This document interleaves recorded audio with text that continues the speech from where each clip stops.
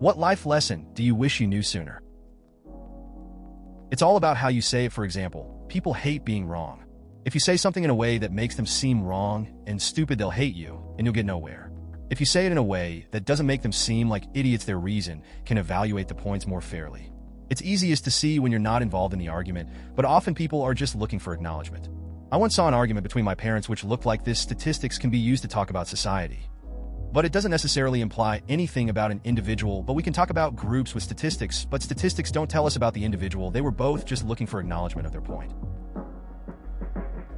You don't need all that decorative shit for your house, and you certainly don't need to go into debt over it. Don't buy clothes that don't fit because you plan on losing weight. They may go out of style first. A small house in a good part of town is better than a big house in a bad part of town. Live well under your means if you can. Edit. One more. If you were smart about your spending, you can have a wine and caviar lifestyle on a bread and water budget. Exercise isn't just for jocks. It's the key to getting the most out of life past your teenage years. Being fit opens so many doors, helps you with energy and depression. And even if you're a bookworm, exercise is a huge contributing factor to the development and maintenance of cognitive capabilities. And a little exercise is better than no exercise.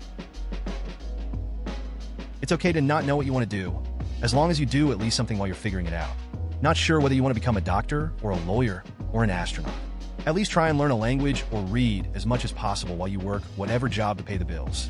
And talk to people, talking to people, being honest with people. That will open up more doors for you than any kind of privilege ever could. Don't date someone, 1, who has an addiction problem, 2, who isn't taking care of themselves, not going to a doctor or therapist when they need to, as well as not financially supporting themselves as an independent person, 3, who is unhappy and doesn't love themselves. You could be a great match, but this stuff will poison and ruin the relationship. The world is full of idiots and assholes, and it's not your job to teach or change them. Or to paraphrase, managed apathy. I used to let things like getting cut off in traffic piss me off. I would get stressed when people close to me did stupid things. Now I'm much less high-strung. I care a whole lot less about just about everything. Not so much that I'm willing to be walked all over, but I figure, this too shall pass. For most things. And I don't care if other people don't agree with me. I don't feel the urge to convince them I'm right. I don't care if they think I'm wrong or a jerk or nice or smart or anything else. I just don't care about their opinion. There are about 6 people who I care what their opinion is about me. The rest can fuck off. I've also started evaluating what I get out of a given relationship. If what you provide me is not worth the effort I have to put in, then goodbye. I have simply walked away from longtime friends and family because they were just not worth it. My life is better for it. Cheesy, but your biggest limitations are the ones you impose on yourself. Snap out of victim mode and take charge of your life. Chances are you're capable of more than you think.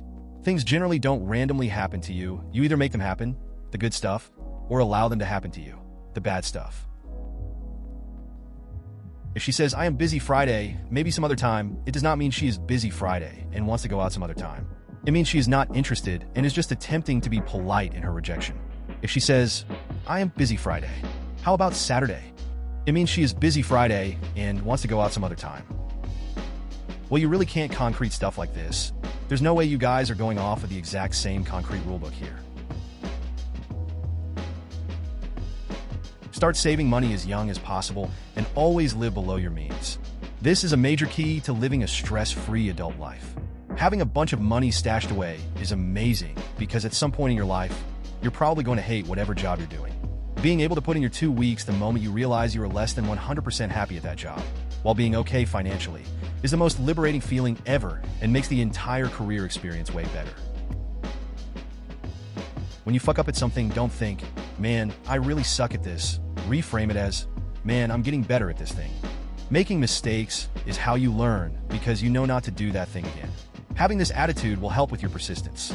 If you throw enough hours at something, you are bound to get better at it. Don't make it all about you.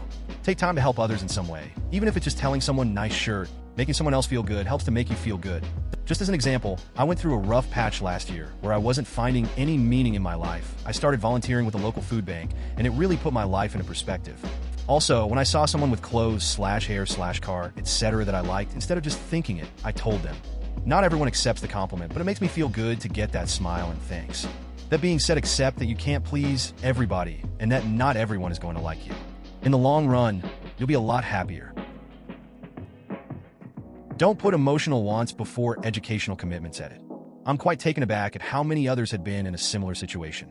I said it in the comments, but I'll say it again. If you made this mistake, it's okay, shit happens, but I hope you don't make a similar mistake again. But if you can relate to my situation, I'm glad you caught yourself before the plunge. Close your eyes. Now imagine you are in a hospital bed and 90 years old. Now imagine you are that 90-year-old wishing to be back in time when you were many years younger. Imagine you, the 90-year-old, closing your eyes. Now open them. Hey, race your second chance. Always helps me realize what I am stressing about isn't that big of a deal and can be fixed. And if it can't, it probably still is not that big of a deal. Hope it helps. A pound of fat on your body is equal to 3,500 calories. Eat 3,500 calories over the number of calories you burn, and you gain 1 pound of fat. Eat 3,500 under the number of calories you burn, and you lose 1 pound of fat. You can lose 1 pound per week simply by figuring out your TDE, total daily energy expenditure, and subtracting 500 calories per day. Then track your calories, and that's the maximum number you can eat. It's incredibly simple, but weight loss seemed like magic for the longest time. There were so many conflicting diets and plans and info that I had no idea what I was supposed to be eating or doing in order to be healthy. Turns out it's just a friggin' math problem. Take your life seriously in high school. Take college credits. Have a plan. Don't fuck around. Stop playing video games. So much shit. I'm 22, and I still have 2 years left for a college degree. My girlfriend has 3 degrees and will be making upwards of $100,000 by the time I finish school. She's the same age. You only get jobs from knowing someone, or directly applying to a company, or being recruited either through a headhunter or directly. Want ads and the various electronic equivalents are no more than lottery tickets. Far more time is wasted on them than they are worth. The masses play, but only a few win. The only real exception to these rules are job fairs at schools. That is a time when employers are actually seeking employees. Use your contacts. Use nepotism. This is the way the country works. Don't be tricked into thinking that these are not a noble or true way to get a job. If you truly love someone and they truly love you back, they can still convince you to do things that aren't good for you. Just because you love someone, it doesn't mean you always need to make them happy. Sometimes love and practicality do not align. If you make yourself unhappy in the long run to make someone you love happy in the short run, you're not doing either of you a favor. Biggest life lesson I ever learned. Listen to what people tell you. I was given tons of good advice and had some important things spelled out for me by many people. I didn't listen. I thought my situation was different. I was different. I was somehow better and could deal with things in a different way or a better way. I was wrong. I was arrogant. I was stupid. It is as if I got on a train. As I am boarding, my friends and family are telling me that this train only goes to the North Pole. I laugh and let them know that I won't let it happen. I'll make a left turn and go to Hawaii. My junior health teacher told me this in high school. You don't need to have all the answers when you're 16 to 18. It's perfectly fine if you don't know what you want to do in the future. I wish people would acknowledge this instead of constantly pressuring teens to do well in school, acting like their whole life depends on a couple of numbers. I understand school is important, but people over-exaggerate the impact high school will have on your life. If people had told me this sooner, maybe I wouldn't have been so depressed and confused. Right now, I'm trying to come to terms with the fact that it's going to get better. Nothing can be bad forever. Everything changes. Everything is always shifting and moving and changing. Time is always going. I don't feel like it's going to get better. I don't even believe it's going to get better. But I know it will. It has to.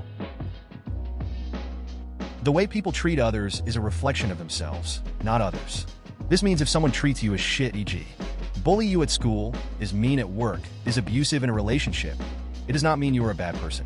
It means that person has issues and is bitter about in life. That person is not dealing with his/her problems correctly.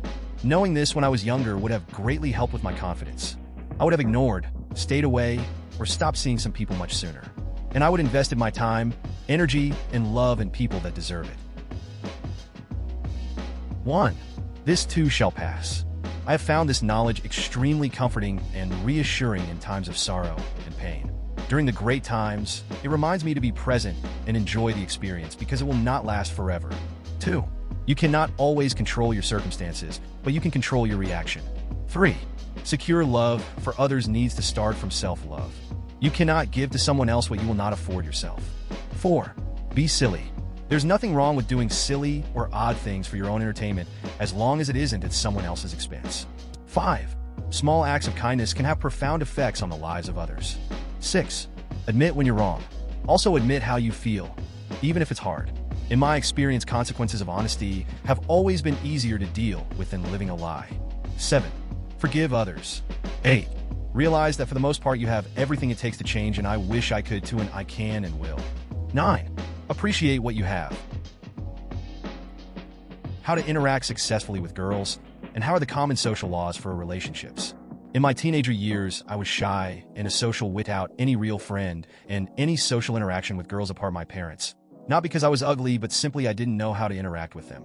Then I met one girl who looked throughout the appearances, who looked deep in me and enjoyed for who I am. Obviously, I fell in love with her some time later, but I played my cards totally bad, lol.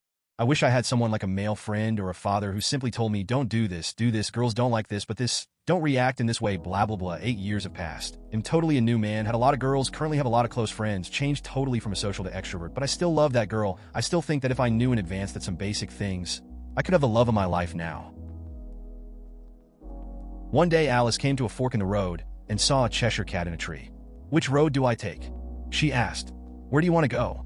Was his response. I don't know, Alice answered. Then, said the cat, it doesn't matter. Alice in Wonderland, she came across a path that twinned were sad, content a cat. The choice is yours, it purred and grinned. And what a choice at that. The left departs. To what effect? The right returns a mile. But always all the ways connect, if only for a while. So which? It winked with dark delight, while Alice shook her head. If right is left, and left is right, then which is right? She said.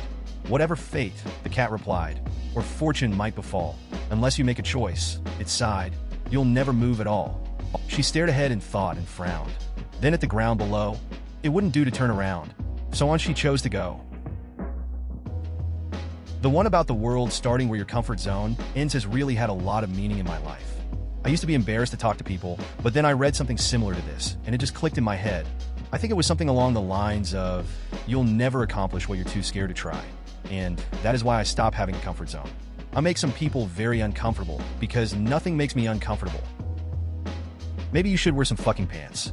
I mean, just because you're fine with your bits hanging out doesn't mean I want them in my face while I'm eating dinner, just saying. Something my mom always used to say to me, and it's not that I didn't believe her at the time or something, but it's just something that I've really experienced as I've gotten older. The only person you can count on to be there for you, help you with things, or do things for you 100% of the time, is yourself. Very true.